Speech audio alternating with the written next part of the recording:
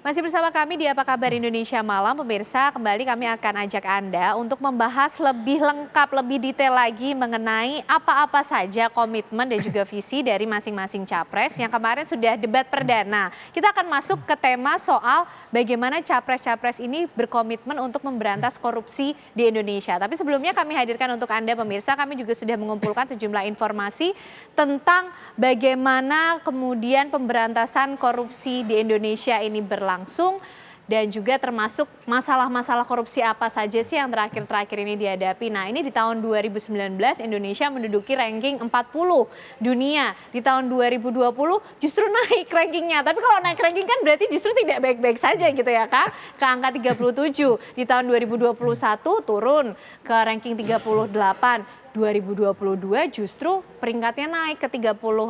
Artinya Indonesia termasuk negara yang korup menduduki ranking ke-34. Harusnya angkanya yang besar-besar berarti ya Kang ya kalau kita bicara soal ranking.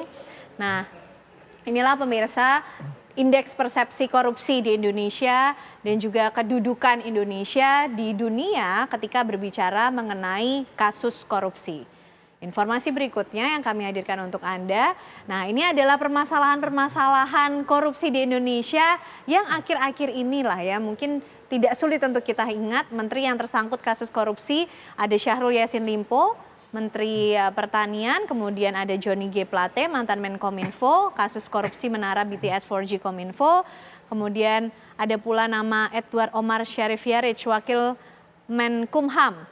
Kasusnya kemudian yang menjerat Prof. Edi, kemudian ada Edi Prabowo, mantan Menteri Kelautan dan Perikanan, kasus suap ekspor benih lobster di tahun 2020 dengan vonis 5 tahun penjara. Dan juga ada Juliari Batubara, mantan Mensos dengan kasus suap bansos COVID dan divonis 12 tahun penjara. Nah, kalau kita, ini mungkin secuil lah ya Kang Ujang, masalah-masalah korupsi atau menteri-menteri yang kemudian tersangkut kasus korupsi di Indonesia. Tapi kita juga akan melihat dulu bagaimana pernyataan, komitmen, visi dari masing-masing capres ketika ditanya soal tantangan pemberantasan korupsi di Indonesia. Berikut ini. Koruptor dijeratkan dengan undang-undang perampasan aset disahkan dan hukumannya mengikuti pemiskinan. Satu. Yang kedua, yang tidak kalah penting, Undang-Undang KPK harus direvisi sehingga KPK menjadi lembaga yang kuat kembali. Yang ketiga, diberikan imbalan, reward kepada mereka yang membantu melakukan pelaporan, penyelidikan, sehingga ketika melaporkan kita akan punya partisipasi masyarakat dan itu dibolehkan oleh undang-undang. Dengan begitu maka bukan hanya aparat penegak hukum tapi seluruh rakyat ikut memerangi korupsi. Korupsi harus gerakan anti korupsi harus menjadi gerakan semesta yang melibatkan seluruh rakyat. Kemudian yang keempat, yang tidak kalah penting adalah standar etika untuk pimpinan KPK harus standar yang tinggi. Terima kasih. Terus terang saja, saya dalam hal ini setuju dengan sikap dan jawaban dari Pak Ganjar masalah korupsi. Korupsi adalah pengkhianatan terhadap bangsa. Korupsi harus diberantas sampai ke akar-akarnya. Kita harus perkuat KPK, kita harus perkuat juga kepolisian, kita harus perkuat juga kejaksaan, kita harus perkuat ombudsman, semua badan-badan yang bisa membantu untuk mitigasi korupsi harus kita perkuat. BPK, BPKP, inspektorat di tiap kementerian ini harus diperkuat. Jadi saya sependapat korupsi harus diberantas sampai seakar-akarnya. Terima kasih. Yang pertama dari si penegakan hukumnya dulu. Maka kalau saya mulai dari sini, maka yang mesti dilakukan adalah pemiskinan. Yang kedua, perampasan aset. Maka segera kita bereskan undang-undang perampasan aset dan untuk pejabat yang korupsi, bawa ke Nusa Kambangan. Agar bisa punya efek jera bahwa ini tidak main-main.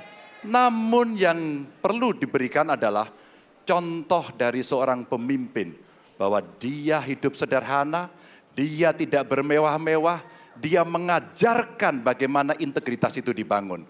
Untuk para pejabat, ada dua yang penting sekali.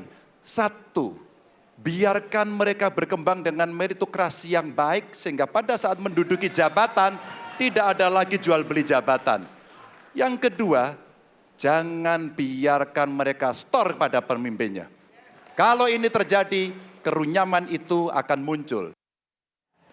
Ya, Kang Ujang, yang satu bicara penguatan fungsi dan peran KPK. Yang dua bicara bagaimana sinergi antar lembaga terkait untuk bisa memberantas korupsi. Yang ketiga bicara soal pemiskinan. Ini kira-kira mana yang paling possible, yang paling bisa menjawab tantangan pemberantasan korupsi di Indonesia, yang paling bisa dilakukan? Ya, kalau saya menjawabnya begini ya, ada standar ukuran parameter pemberantasan korupsi.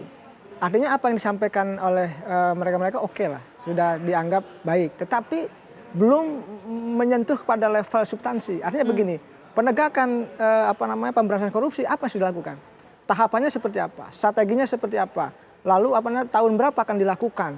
Ya kan? Ini skenarionya seperti apa? Solusinya ini banyak tahapan-tahapan yang harus dilakukan, strategi tertentu dari para kandidat capres untuk tadi ya betul-betul membangun skema atau format pemberantasan korupsi secara komprehensif.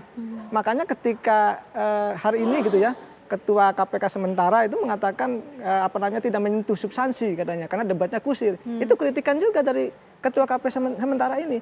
Dan yang paling bahaya adalah ketika mohon maaf Ketua KPK nonaktifnya gitu ya diduga terlibat penyuapan. Ini kan artinya korupsi ini menjadi musuh bersama yang harus dituntaskan oleh para capres ketika terpilih nanti.